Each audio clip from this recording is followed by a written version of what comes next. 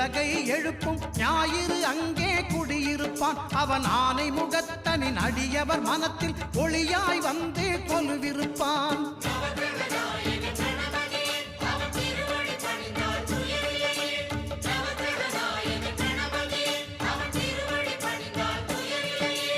ஒன்பது கோளும் ஒன்றாய் காண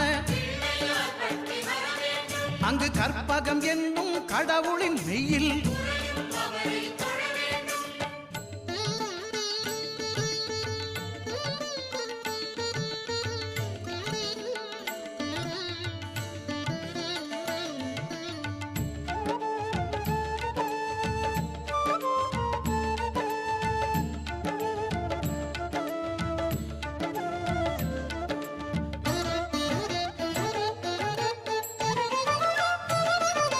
திங்கள் பகவான்